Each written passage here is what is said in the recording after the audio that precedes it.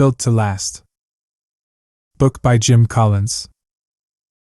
Learn the success secrets that will help your company last.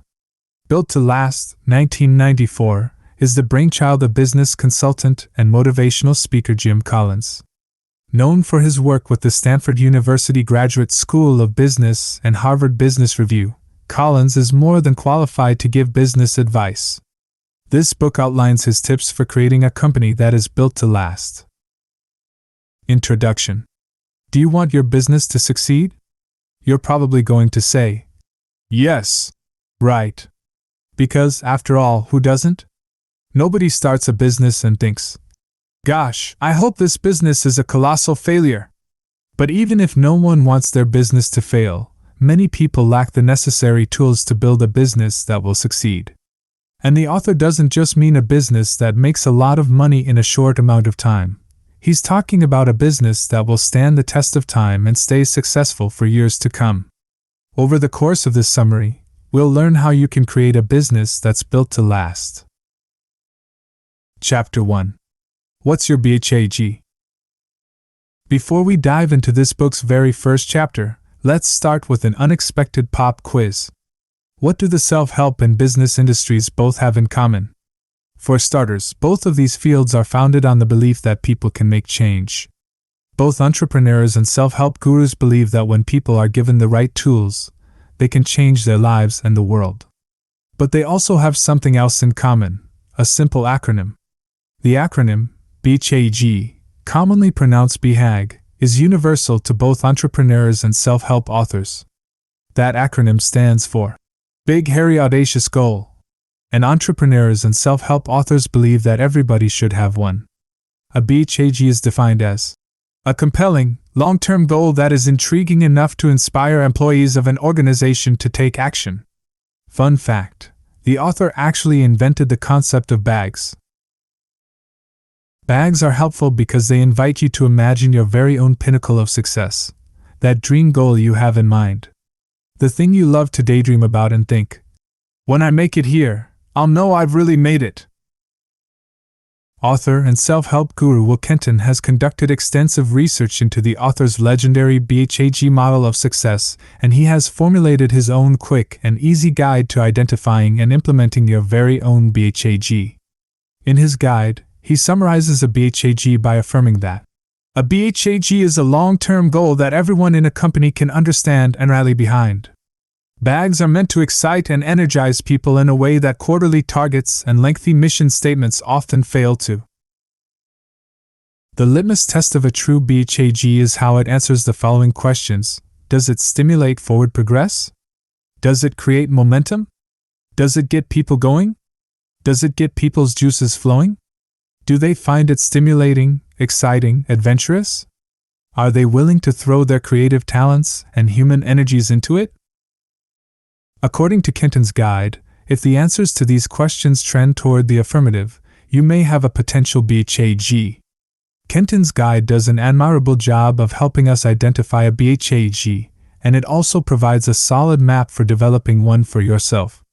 So, as you're developing the concept for your new business, spend some time thinking about your BHAG and ask yourself if it meets the criteria above. If it does, then your goal is probably worth pursuing. However, the author observes that bags can often take on a life of their own. They can inspire people and cause others to get swept up in the excitement of your BHAG. So, if you decide to turn your BHAG into a business, make sure you're prepared. Chapter 2. What's your mission? As you've probably already guessed, this chapter title is a hint. Because, what's your mission? Is the question you should be asking yourself when you begin developing your BHAG. Bags are great, but they can't be your foundation. You have to have a deeper purpose that drives the heart and soul of your business if you want your company to last. After all, it's tough to successfully start and run a business if you don't know why you're doing what you're doing. The author points out that this question is invaluable because answering this question will quite literally enable you to discover the essence of your organization. So, flesh this question out by asking a few follow-up questions that will solidify your answer. For example, instead of simply asking, "What's my mission?" Ask, what goals does my organization seek to meet? What problem does my organization want to solve? How does my company make the world a better place? What would living into those goals look like? The answers to these questions will help you formulate your company's mission statement. Once you have these answers under your belt, you can put them into action in your mission statement. But as you do so, it's important to be intentional about your wording. For example, let's say you're the founder of the UK's largest mental health charity. How would you describe your mission statement? You might say something like, "Our purpose is to support and treat mental health." But that wouldn't really be an accurate reflection of your goals. Because, in practice, you're actually helping people who are struggling with mental illness. Treating mental health isn't really a thing, because if your mind is healthy, there's nothing to treat. Of course, in reality, mental health is something that everybody has to maintain, and it's important to maintain a healthy state of mind. But if your goal is primarily to treat people who are suffering with mental health disorders, it's important to be specific about your wording. So you could say that your purpose is to support and treat those who are struggling with mental illness. Or alternately, you might say that your organization promotes and encourages the development of mental health. This might sound obvious or a bit simplistic, but when you intentionally strive for clarity in your word choices, it can make a big difference in your organization's focus. To put this example into perspective, let's imagine how it would play out in real life.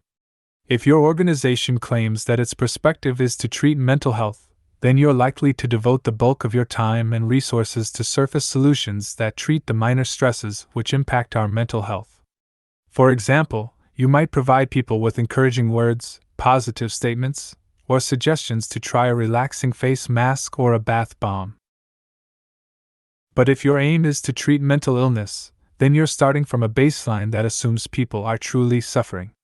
And rather than offering them solutions that are designed to give healthy people a boost, you'll be providing them with treatment aimed at those who are ill. So, the key takeaway from this chapter is to be clear with yourself and with those who are responsible for upholding your organization's values. After all, it's pretty tough to enforce a mission statement if you're not totally sure what it is. That's why identifying your mission statement should always be your first step in starting any business. But this step should also provide you with a foundation that will stay strong even when your organization needs to change. This is an important step to be aware of, and one that far too many people forget.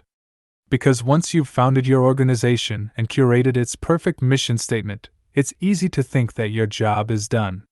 Your organization is built on solid values, so there's nothing to change, right? Wrong. Whether your organization is tailored to benefit users, a customer base, or a certain demographic you want to help, being sensitive to their needs is vital. And over time, those needs can change.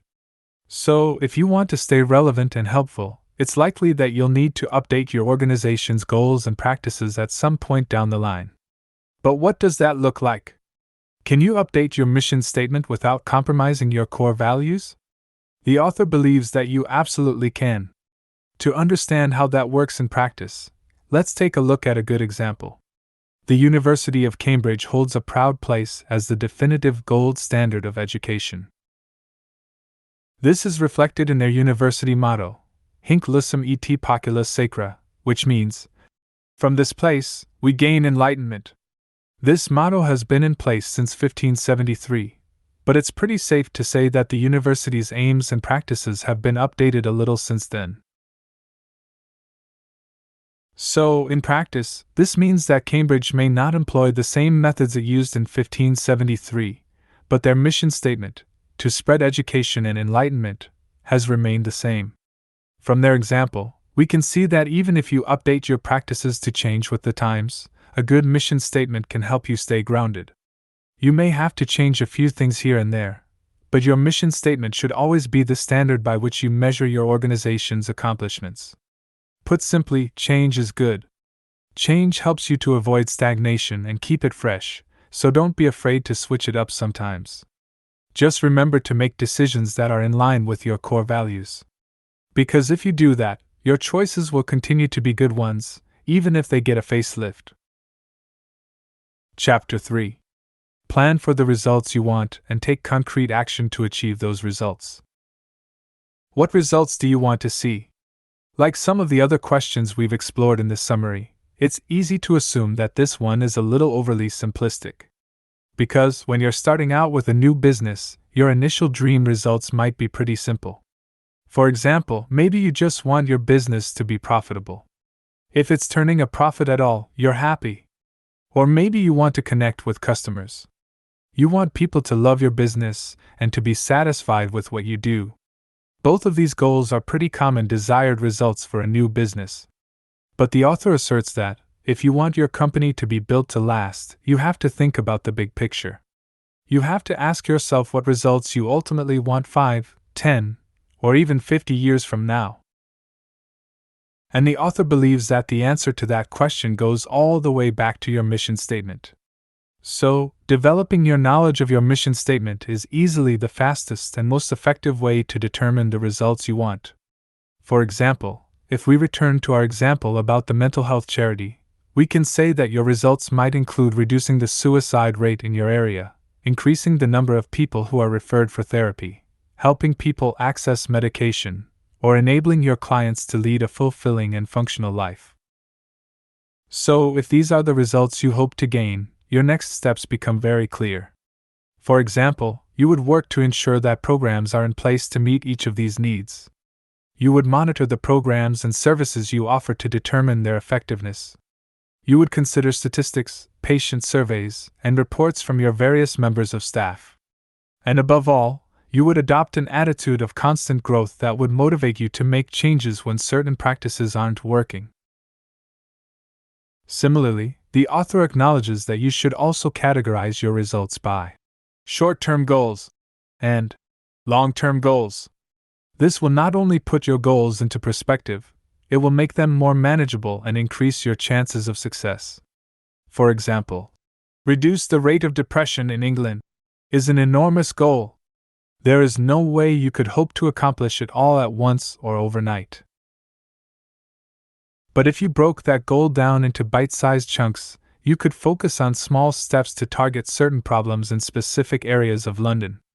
With consistency and time, this effort would pay off and result in the achievement of your ultimate goal. Managing your goals in this way is a big and helpful step, but it's not the last thing on your list. The last step the author suggests is to evaluate your results in two categories: quantitative and qualitative.